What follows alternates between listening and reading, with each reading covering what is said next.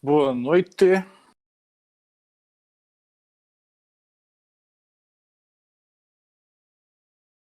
Não estava sabendo, Marcelo. Esse recesso foi avisado algumas vezes a respeito. Culpa da universidade. Então, estão todos aí com o documento Funções PDF aberto na página 29, seção 27. Okidoki. Então, vamos botar para gravar. Supostamente gravando, então vamos lá. Seção 27, zeros de funções polinomiais. Os zeros de uma função real f com domínio D contido nos reais são os valores R pertencentes ao domínio, tais que f de R igual a zero. Está claro o conceito de zeros de uma função?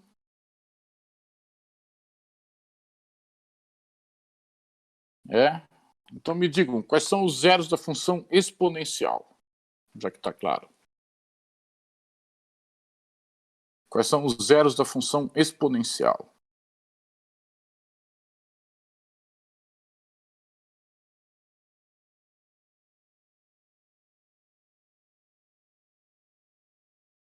Vê o que o pessoal está digitando.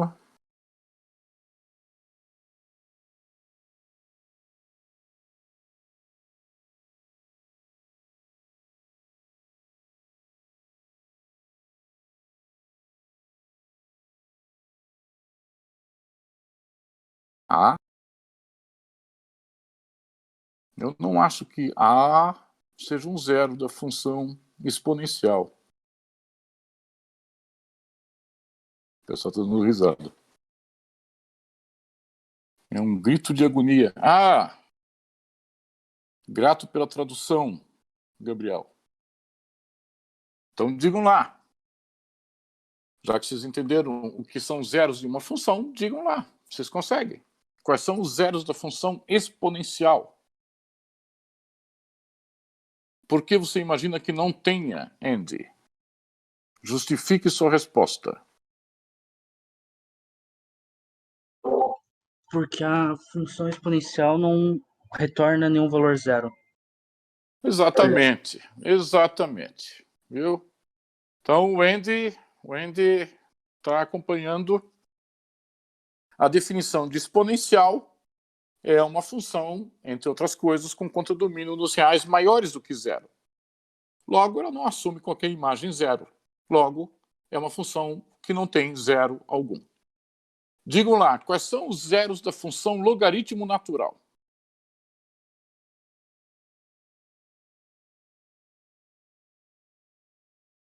Quais são os zeros? Exatamente. Logaritmo natural admite um único zero, que é o número real 1. Estamos todos de acordo, gente?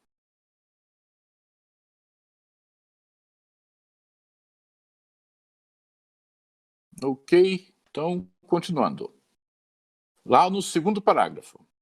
Seja f de R em R uma função dada por f de x igual a αx mais beta, sendo alfa diferente de zero. Determinar os zeros de f é equivalente a determinar os números reais x, tais que αx mais beta igual a zero. Estão de acordo com isso? Ok, então tá. Nesse caso, x igual a menos beta sobre alfa, já que o alfa é diferente de zero. Então, isso daí nós temos, nesse primeiro exemplo, uma função polinomial de grau 1, que é o assunto dessa seção 27. A gente vai falar, por enquanto, somente de funções polinomiais. Apesar de que o conceito de zero de função é cabível a qualquer função real.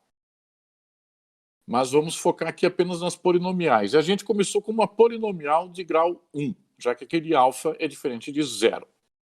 No caso de função polinomial de grau 1, a gente consegue provar que essa função admite um único zero, que é aquele menos beta sobre alfa. Estamos de acordo até aí?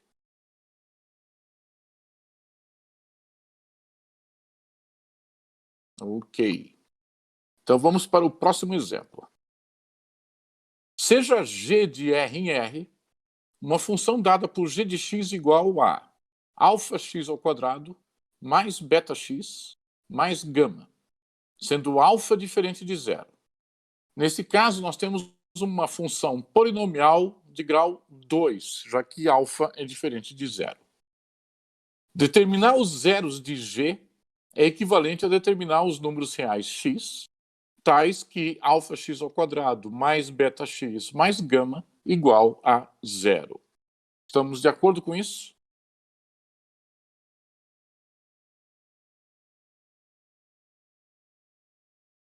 Ok. Agora vejam só o que vai acontecer aqui. Acontece que essa fórmula, alfa x ao quadrado mais beta x mais gama igual a zero, aliás, diga-se de passagem, é uma fórmula atômica, equivale a 4 alfa ao quadrado x ao quadrado mais 4 alfa beta x mais 4 alfa gama igual a zero. O que nós estamos fazendo é multiplicando ambos os lados da igualdade por 4 alfa. Como o alfa é diferente de zero, logo essas duas fórmulas são equivalentes entre si. Concordam com essa segunda fórmula ser equivalente à primeira? Ok. Tá bom. Logo, continuando a leitura, logo, 4 alfa quadrado x ao quadrado mais 4 alfa beta x mais 4 alfa gama mais beta ao quadrado igual a beta ao quadrado. A partir da última fórmula, nós apenas somamos beta ao quadrado em ambos os lados da igualdade, mantendo a igualdade. Estamos de acordo que essa nova fórmula é equivalente às duas anteriores? Ok.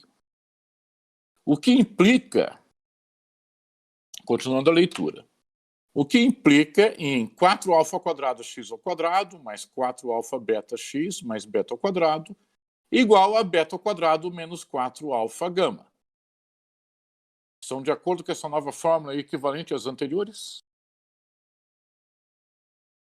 Ok.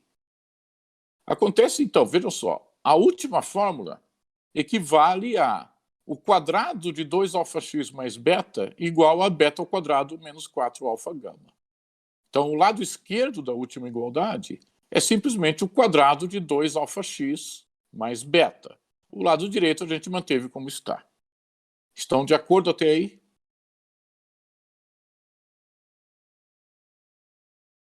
Ok.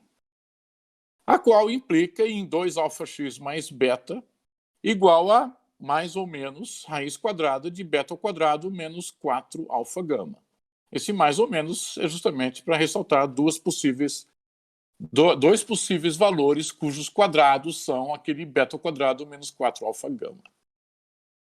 Logo, 2 alfa x é igual a menos beta, mais ou menos raiz quadrada de beta ao quadrado menos 4 alfa gama, o que implica em x igual a menos beta mais ou menos raiz quadrada de beta ao quadrado menos 4 alfa gama, tudo isso dividido por 2 alfa. Estamos de acordo até aí?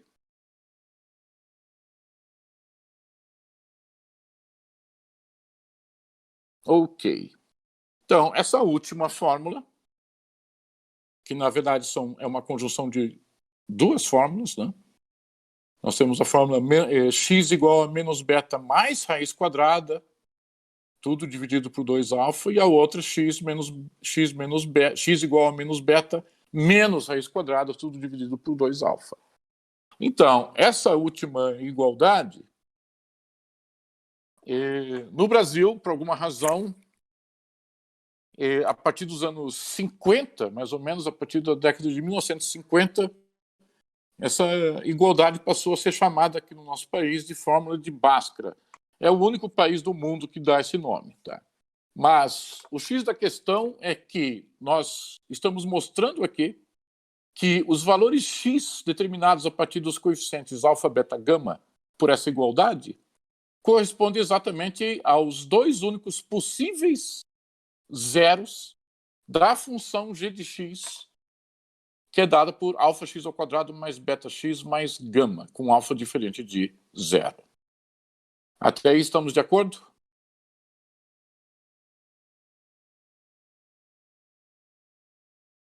Ok.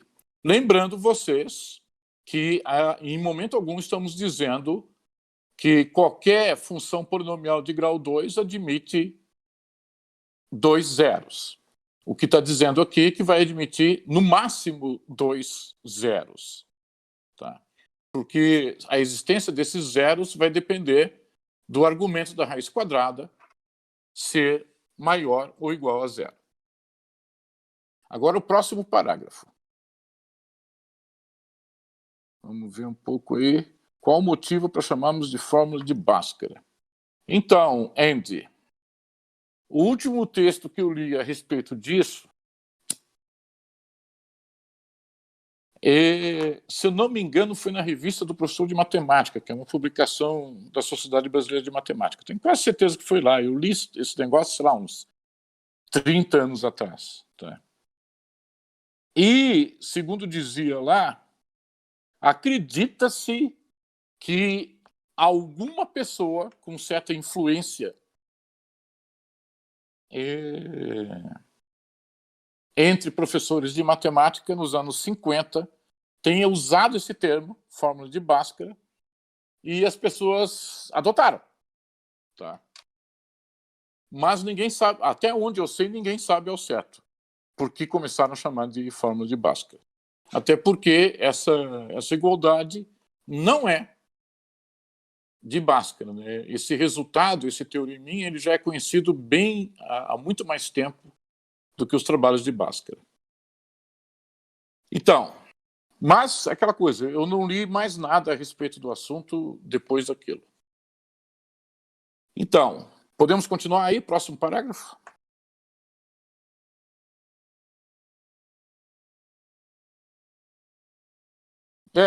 Dá uma lida aí, vai que você descobre alguma literatura mais recente. Então, continuando. Seja h de R em R, uma função dada por h de x igual a alfa x ao cubo mais beta x ao quadrado. Espera aí, só um minuto aí, gente.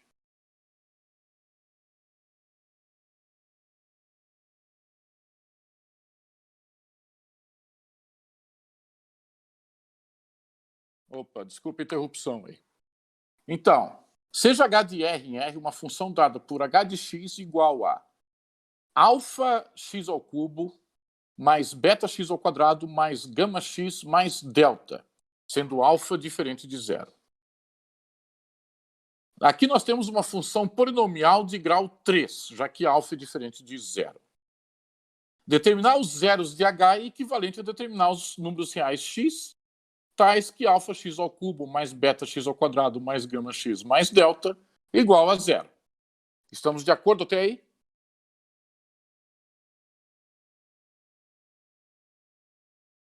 Ok. Agora vejam só. A mudança de variáveis x igual a t menos beta sobre 3 alfa, vejam quem que são beta e alfa. Beta é o termo que multiplica x ao quadrado, alfa é o termo que multiplica x ao cubo. Lembrando que esse alfa obrigatoriamente é diferente de zero. Então, a mudança de variáveis x igual a t menos beta sobre 3 alfa permite reescrever a última igualdade, aquela equação em x, como se segue. Alfa t ao cubo mais rt mais s igual a zero. Sendo que r e s são dados em função de alfa, beta, gama e delta por aquelas igualdades que vocês estão vendo ali no texto. R é igual a 3 alfa gama menos beta ao quadrado, tudo dividido por 3 alfa. E S é dado por 2 beta ao cubo menos 9 alfa beta gama mais 27 alfa ao quadrado delta sobre tudo isso sobre 27 alfa ao quadrado. Para vocês confirmarem isso, basta vocês substituírem na equação alfa x ao cubo mais beta x ao quadrado mais gama x mais delta igual a zero, substituir o x por t menos beta sobre 3 alfa. A grande vantagem dessa transformação de variáveis é reescrever uma equação que se traduz na primeira, que é dada por αt ao cubo mais rt mais s igual a zero, onde não há um único termo envolvendo t ao quadrado. Está claro até aí? O porquê disso eu falo depois. Mas até aí está ok? Então, essas continhas, esses valores de R e S, vocês mesmos podem verificar facilmente. Então, por que foi reescrito? Porque vejam só, a ideia é reescrever uma equação polinomial cúbica na forma de uma outra equação polinomial cúbica, onde essa segunda equação não tem um único termo em t ao quadrado. É claro, se a equação original fosse tal que o beta já fosse zero, não haveria necessidade dessa manobra. Nós já teríamos uma equação polinomial de grau 3 sem qualquer termo com a variável ao quadrado. Mas, no caso desse beta não ser zero, essa manobra se faz necessária para facilitar a resolução, ou seja, a determinação dos valores x reais que satisfazem essa igualdade, satisfazem essa equação cúbica. Uma vez obtidos os valores t que satisfazem a segunda equação cúbica, para obter o x, vocês têm aquela substituição ali. X é igual a t menos beta sobre 3α. Aí fica fácil. Então, o motivo para reduzir a primeira equação cúbica em x para essa segunda em t é justamente se livrar do t ao quadrado, porque daí é aplicável, nesse caso, o célebre método de Cardano. Por isso que está escrito ali, os valores t que satisfazem a última equação são os mesmos que satisfazem t ao cubo mais r sobre alfa t mais s sobre alfa igual a zero. Nesse caso, nós temos uma equação cúbica em t, onde o coeficiente de t ao cubo é 1. Logo, o problema pode ser resolvido pelo método de Cardano. Cardano foi um matemático italiano, um polímata do século XVI. Se vocês querem saber como é o método de Cardano, o que eu posso dizer para vocês é que se vocês consultarem a Wikipedia, obviamente em inglês, porque a Wikipedia em português, infelizmente, é um horror, tá? Então, se vocês consultarem a Wikipedia em inglês, vocês vão encontrar detalhadamente como usar o método de Cardano para lidar com uma equação cúbica em T, uma equação polinomial cúbica em T, como vocês estão vendo naquela última que aparece no final desse parágrafo. Até aí está ok?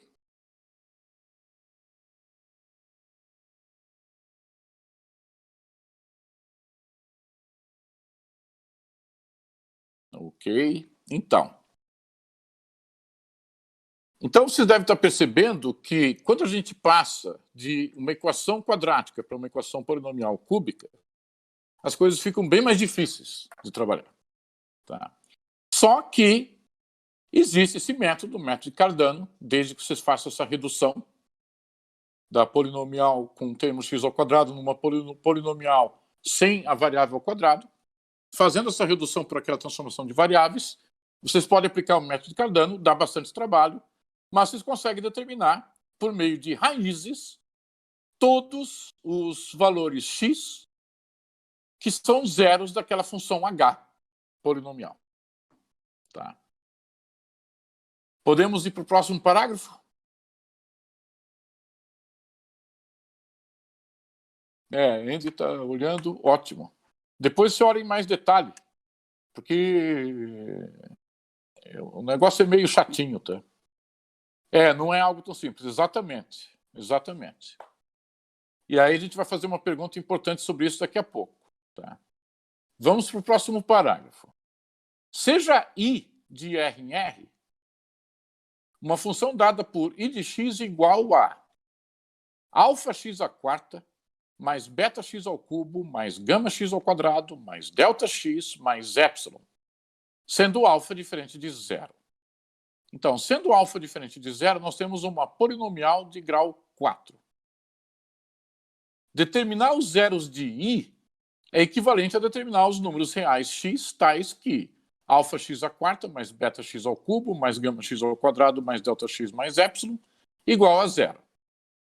A mudança de variáveis x igual a t menos beta sobre 4 alfa permite reescrever a última igualdade como se segue.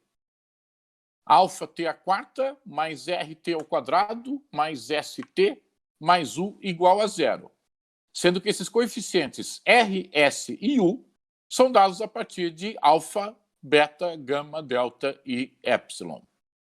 Vejam vocês que nós temos uma nova mudança de variáveis que permite reescrever uma equação polinomial de grau 4, onde há uma ocorrência de termo variável ao cubo, numa nova equação polinomial de grau 4, onde não há uma única ocorrência da variável ao cubo.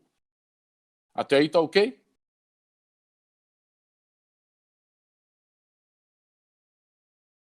Tranquilo aí, gente? Então, vejam vocês que novamente foi feita uma mudança de variáveis para reescrever uma equação polinomial numa certa forma muito difícil de trabalhar, em uma mais fácil, mas mais fácil não significa que é fácil. Aí o que nós temos é o que está escrito ali. Os valores t, os valores de t que satisfazem a essa última equação, pode ser, ou seja, dividindo tudo por alfa, né, pode ser obtidos a partir do método de Ferrari, que foi um matemático italiano do século XVI, ou seja, contemporâneo do nosso amigo Cardano. Então, esse método de Ferrari ele é mais chato ainda do que aquele de Cardano. Até aí tá ok, gente?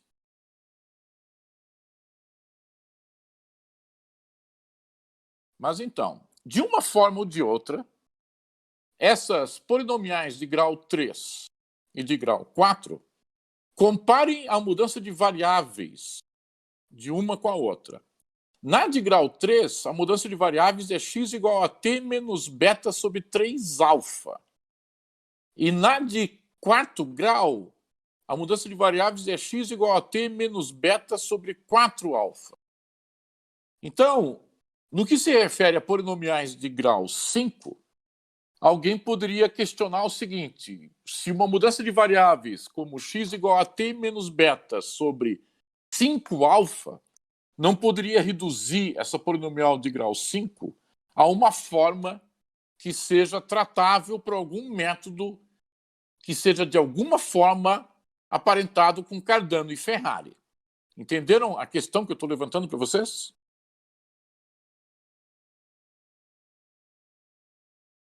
Tá.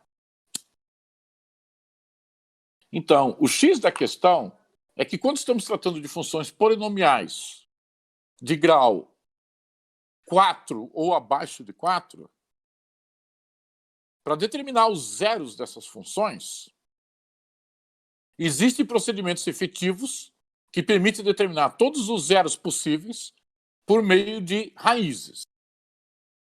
Agora, quando nós começamos a falar sobre funções polinomiais de grau maior do que 4, tudo muda. Então, vejam o próximo parágrafo. Seja j de R em R uma função dada por j de x igual a alfa x à quinta mais beta x à quarta mais gama x ao cubo mais delta x ao quadrado mais epsilon x mais zeta, sendo alfa diferente de zero. Então, nós temos aqui uma polinomial de grau 5. Determinar os zeros de j é equivalente a determinar os números reais x, tais que alfa x à quinta mais beta x à quarta mais gama x ao cubo mais delta x ao quadrado mais epsilon x mais zeta igual a zero. Bem, o teorema de Abel-Ruffini, 1799-1824, deixa eu explicar para vocês essas datas.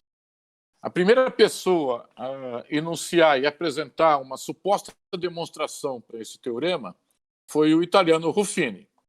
Isso foi em 1799. Só que a demonstração dele estava incompleta e quem completou essa demonstração foi Abel, notem vocês, 25 anos depois. Então vejam vocês como essas coisas avançam muito lentamente. Tem gente que tem esse discurso de que a ciência avança rápido. Não. A ciência nunca avançou rápido. A ciência sempre avançou de maneira muito lenta. Então, o teorema de Abel-Ruffini garante a impossibilidade, vejam bem o que está dizendo esse teorema, ele garante a impossibilidade de estabelecer soluções de equações polinomiais de grau maior ou igual a 5 para coeficientes reais arbitrários em termos de raízes. Tome muito cuidado com o que estabelece o teorema de Abel-Ruffini. Em nenhum momento esse teorema diz que é impossível determinar os zeros de uma polinomial de grau 5 para todo e qualquer caso. Não, não é impossível. Por exemplo, considere a seguinte polinomial. J de x igual a x à quinta. J de x igual a x à quinta é muito fácil determinar os zeros. Os zeros são apenas 1. Zero. Apenas zero é tal que a potência quinta dele é zero. Até aí tá ok, gente?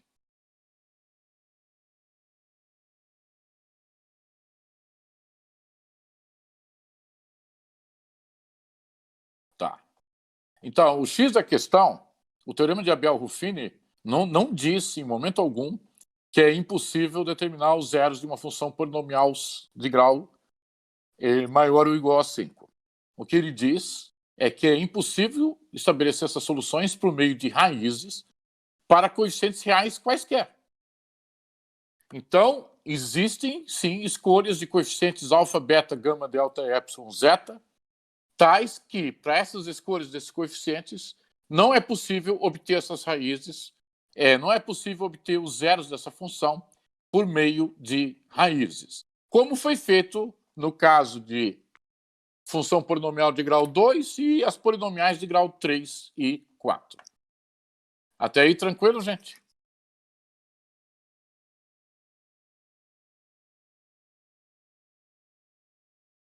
Os demais, como estamos? Tá. Ok.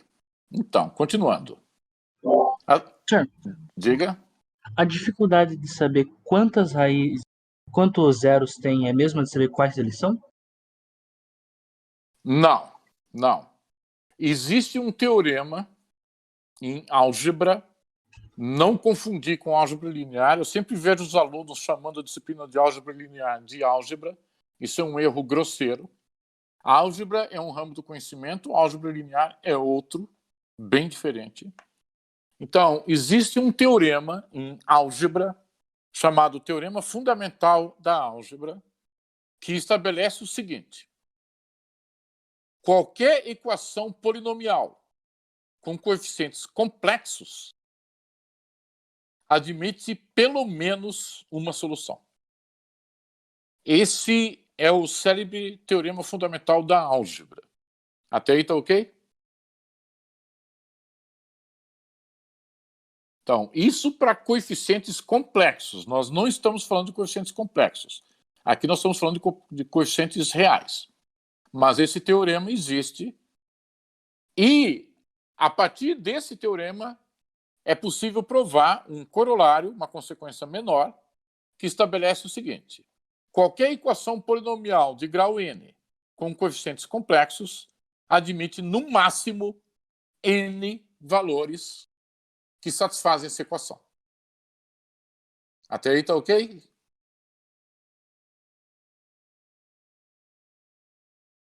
Tá. Então, só que o teorema fundamental da álgebra não fornece pista alguma de como determinar esses valores. Ele só garante a existência deles e a quantia mínima e máxima dessas soluções. Tranquilo aí, Andy? Mas com algum tipo de teorema dá para dizer quantos são? Então, o que eu acabei de falar. Não, mas você disse que dá para determinar o mínimo e o máximo. Mas sim, eu acabei de. Aquilo que eu falei. Mas então, aquilo que eu falei agora mesmo. Polinomial de grau n vai ter no máximo n soluções. Não, mas pode ser no máximo, então pode ser tipo de 0 até n. Não tem como ter algum teorema que diga Não, quantos em não, não, específico por não, função? não. Não? Não, não, não. Não é de 0 a n. Como eu falei, o mínimo, uma, no Ah, máximo n. certo. Então, ele só responde isso. Entre uma e n. Nem Entendi. menos, nem mais. Tá ok? Entendi. Então tá bom. Então, continuando aí. A teoria de Galois, a qual trata de conexões entre a teoria de corpos e a teoria de grupos, estende consideravelmente este resultado. Então, Évariste Galois foi um matemático francês do século XIX que morreu aos 20 anos de idade e revolucionou a álgebra. Tá? Foi ele que criou o conceito de grupo, que é usado até hoje, inclusive na área de vocês aí. Em física, eu já devo ter mencionado isso para vocês. Não existe possibilidade de formular teorias físicas sem aplicação de teoria de grupos. Tá? Então, Galois conseguiu generalizar esse resultado de Abel-Ruffini, não só para responder essa questão de funções polinomiais de qualquer ordem, mas também para responder muitas outras questões não relacionadas a isso. Então, a aplicabilidade dessa teoria de Galois é simplesmente monstruosa. Tá?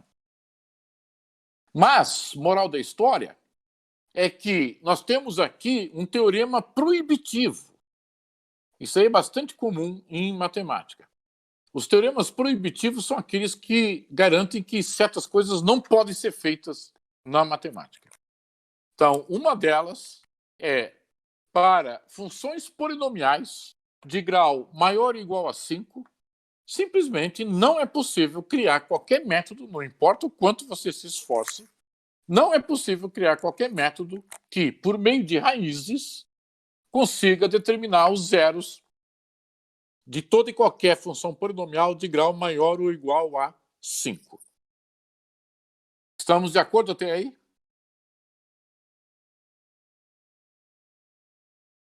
Ok. Ok. Só que não importa se a matemática apresenta teoremas proibitivos, a verdade é que as pessoas não gostam de serem proibidas de fazer coisas. Então, os matemáticos dão um jeito de lidar com isso. E para lidar com isso que entra o conceito de soluções aproximadas. É possível, mesmo que a gente esteja lidando com uma função polinomial, por exemplo, de grau 38, uma função polinomial de grau 38, com uma montoeira de coeficientes que eu não tenho a mínima ideia do que fazer com eles. Dado uma função polinomial como essa, é possível sim, usando técnicas de cálculo diferencial integral, estabelecer regiões na reta dos reais ou no plano complexo, tanto faz, onde sabemos da existência de zeros para essa função. Então, nós podemos determinar regiões onde sabemos da existência de zeros dessa função. Como que a gente sabe essas regiões? Acontece que toda função polinomial é contínua. Então, não há interrupções nos gráficos, no gráfico de qualquer função polinomial. Então, se a função polinomial, em um certo intervalo de números reais, muda de sinal, passou de positivo para negativo ou de negativo para positivo, sabendo que ela é contínua, sabemos então que naquele intervalo existe pelo menos um zero da função. Ou seja, em algum ponto nessa passagem de negativo para positivo ou de positivo para negativo, por conta da continuidade das funções polinomiais, sabemos que existe pelo menos um zero naquele intervalo. Até aí estamos de acordo?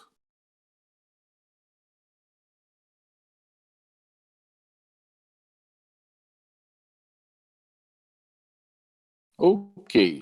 Só que saber que existe um certo intervalo, então a pessoa sabe que no intervalo de 3 a 4, por exemplo, sabemos que tem um zero daquela função, pelo menos um zero daquela função. Por que eu sei disso?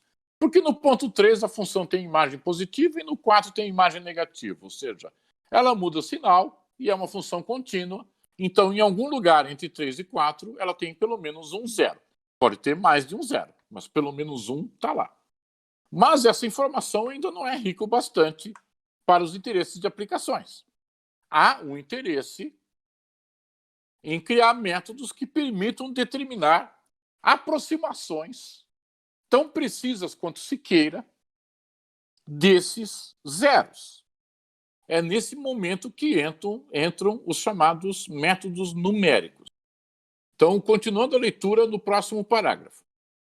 No entanto, ainda podemos obter zeros de funções polinomiais quaisquer, entre outras, via aproximações obtidas pelo truncamento de funções definidas recursivamente. Você deve lembrar que a gente já falou sobre funções recursivas.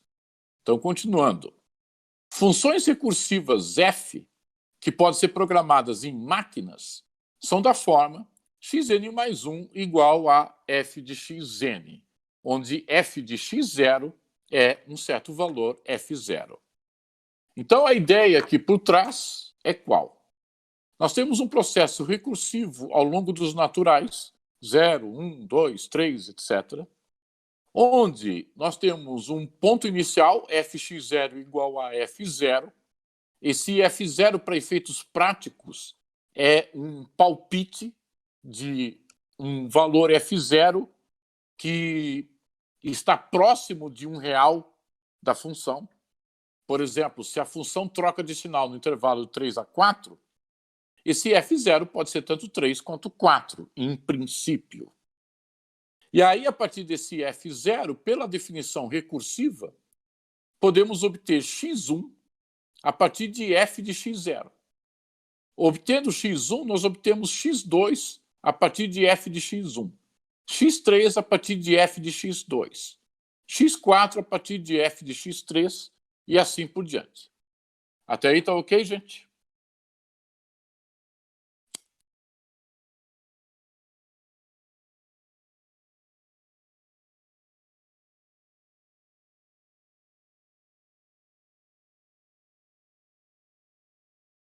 Andy, lembra da conversa que a gente teve tempos atrás sobre sequências de Cauchy, em que uma das coisas que nós mostramos foi uma sequência definida recursivamente para obter aproximações racionais da raiz quadrada de 2?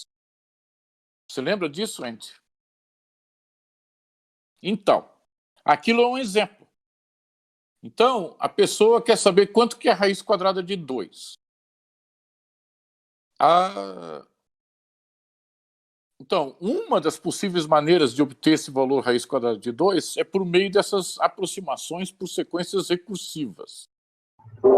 Então, a pessoa sabe que raiz quadrada de 2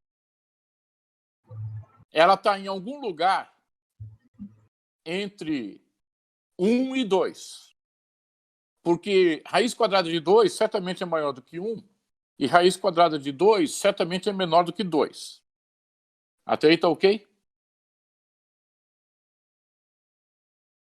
Então, naquele exemplo que nós discutimos, quando estávamos falando sobre sequências de Cauchy, nós usamos como ponto de partida para as aproximações de raiz de 2 um x inicial 2.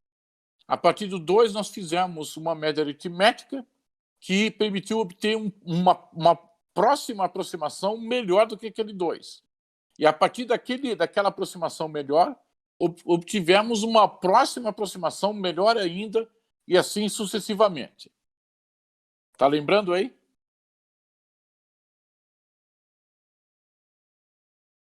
Então, qualquer coisa, dá uma revisada. Está naquela seção sobre sequências de Cauchy. Lá nós temos um exemplo de aproximações por racionais de raiz quadrada de 2, apesar de raiz quadrada de 2 não ser um racional. Mas são valores...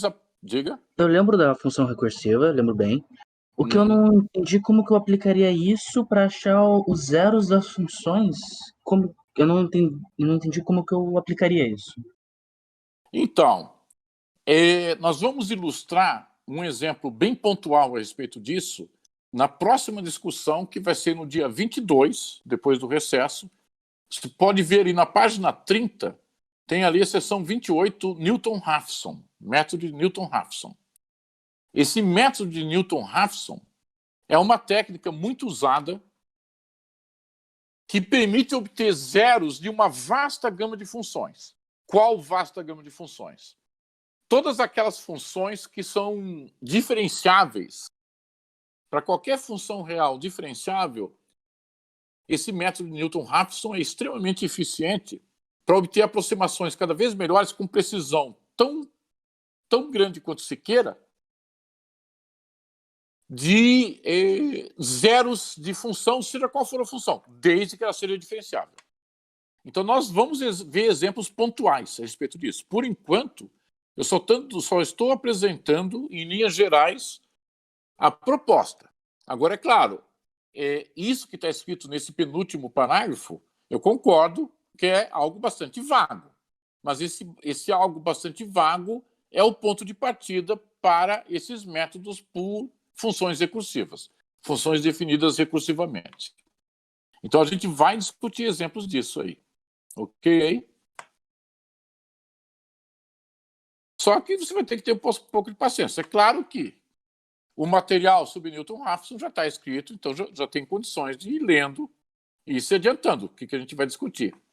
Inclusive, nessa seção 28, na página 30, tem até mesmo uma formulazinha, uma sequência recursiva definida no final da página, que permite determinar a raiz m de qualquer real. Raiz 30, raiz 50, raiz que você quiser, de qualquer número real, por aproximações para o método recursivo. Tá? Pois é.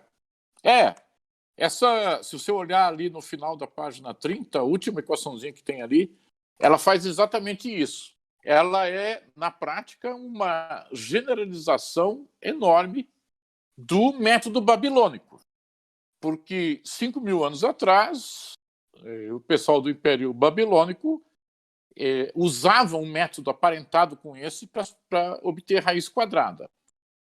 Mas, ao que tudo indica, no que depender de registros históricos, nunca passou pela cabeça dos babilônios generalizar isso para obter raiz cúbica, raiz quarta, raiz quinta.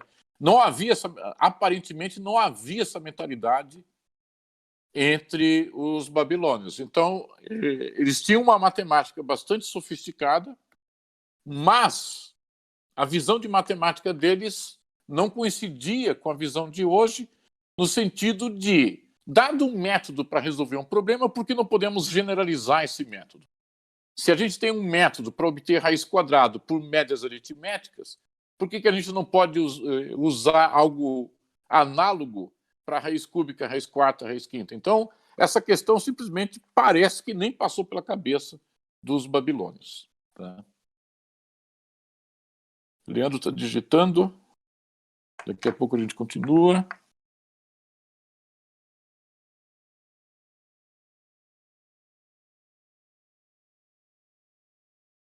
Não vai dizer nada aí, Leandro. Então vamos continuar.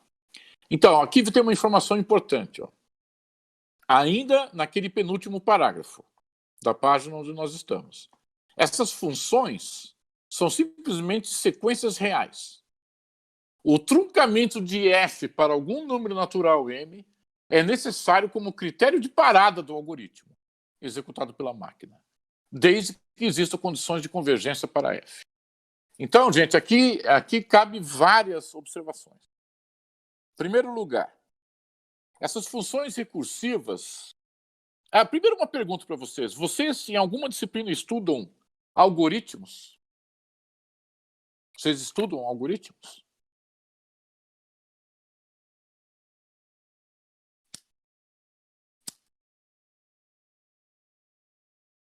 Não.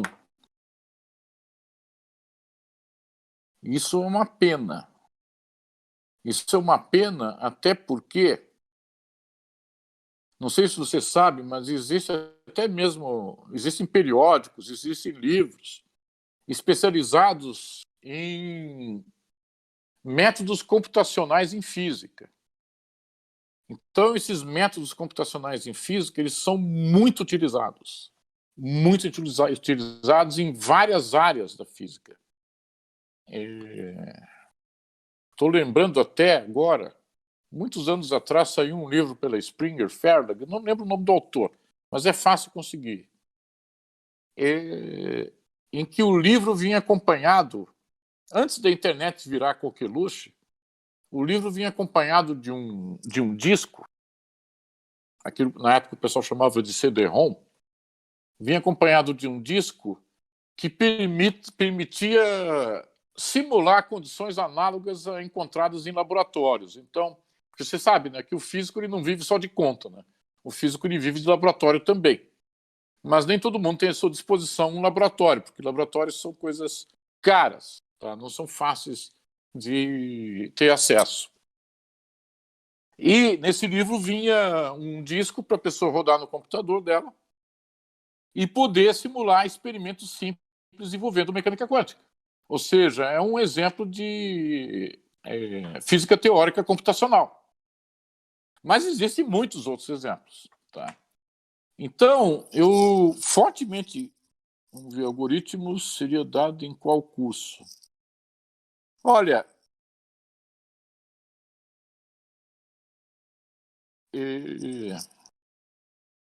vocês na universidade vocês têm a opção de cursar disciplinas eletivas e disciplinas optativas. Talvez o curso de vocês tenha alguma optativa de algoritmos.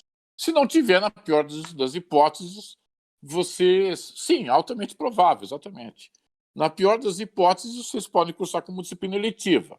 Mas, é claro, a melhor maneira de aprender não é lendo e não é assistindo aula, é fazendo. Então, a pessoa se vira, né? Mas se a pessoa insistir em ter aula, tem essa opção de se matricular em disciplinas eletivas. O Marcelo está confirmando ali, tem sim nas optativas. Então, isso aí pode ser algo interessante para vocês, até porque, mesmo aqueles de vocês que não venham a trabalhar futuramente com programação ou criação de algoritmos, é indispensável que vocês entendam como funcionam esses algoritmos, porque muitas vezes problemas com os quais vocês vão se deparar só podem ser resolvidos por processos computacionais. Por isso que eu estou chamando a atenção sobre isso aqui com vocês. Esse primeiro contato aqui com funções recursivas, isso aqui é só o começo da história. A coisa vai longe. Mas esses métodos computacionais são muito necessários. Então, estou tentando aprender Python. Python é uma linguagem de programação. Eu não estou falando de linguagem de programação, estou falando de algoritmo. A pessoa pode saber a linguagem de programação e não ter a mínima ideia do que fazer com ela se ela não souber criar algoritmos. O ponto de partida é algoritmo. Depois a pessoa aprende a linguagem. Tá? Então é o seguinte, ó. Vejam só esse final desse penúltimo parágrafo ali. Essas funções são simplesmente sequências reais. O truncamento de f para algum número natural m é necessário como critério de parada do algoritmo executado pela máquina. Por que isso? Se você define uma função recursiva, essa função recursiva ela vai ter como domínio o conjunto dos naturais. E como existem infinitos números naturais, se vocês não tiverem um critério de parada, ou seja, eu só quero valores aproximados de zeros da função com tantas casas após a vírgula. Para ter aproximação com tantas casas após a vírgula, eu preciso que o meu programa pare no passo M. Se não estabelecer um critério de parada no passo M, o programa vai ficar rodando ad infinitum. E aí torna-se algo simplesmente inútil. Até aí tá ok, gente?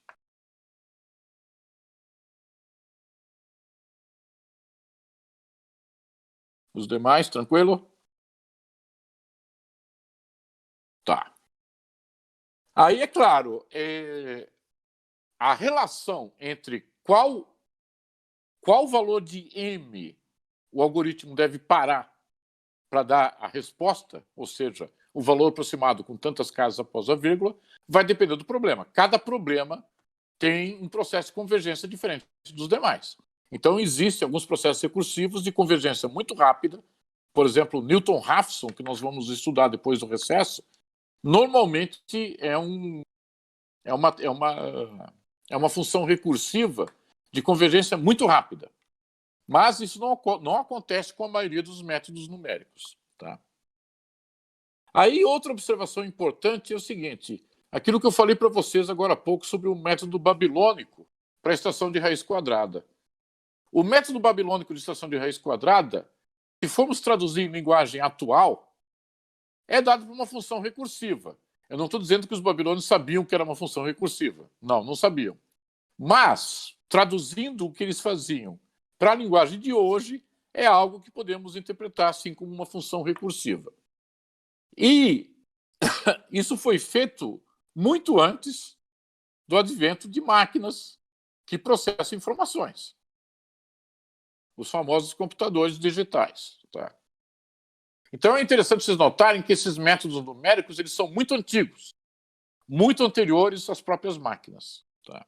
Só que, com o surgimento dessas máquinas, esses processos iterativos, por terem esse caráter repetitivo, faz essa operação, obtém um resultado, agora repete essa operação naquele mesmo resultado, obtém um novo resultado, repete a operação e assim por diante. Esses processos iterativos são processos repetitivos que ficam mais fáceis de serem executados via máquinas. Tá? Mas sempre tem que levar em conta quais são os critérios matemáticos de confiabilidade da aplicação desses métodos iterativos. Agora, o último parágrafo. Rudimentos de métodos numéricos definidos por funções recursivas são conhecidos há milênios, muito antes do advento do computador digital. Vê, por exemplo, o método babilônico para a obtenção da raiz quadrada de qualquer número real positivo. Um dos mais antigos métodos iterativos é o de Newton-Raphson, como se segue na próxima sessão. Então, aquilo que eu prometi para vocês,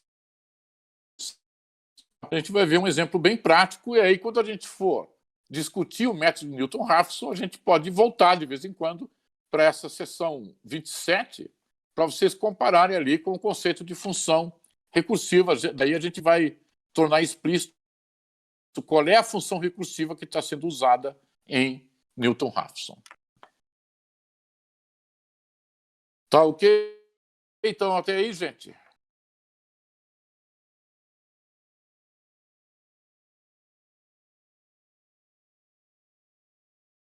Podemos encerrar por hoje? A gente só se vê dia 22.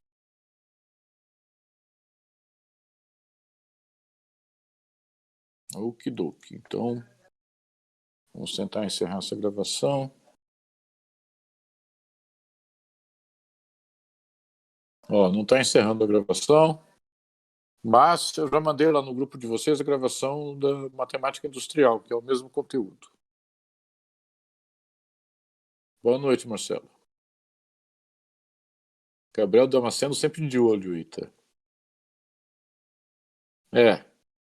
O Gabriel Damasceno não perdoa, está sempre espionando aí com OBS.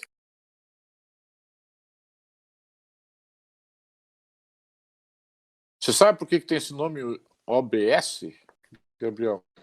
Que eu não sei.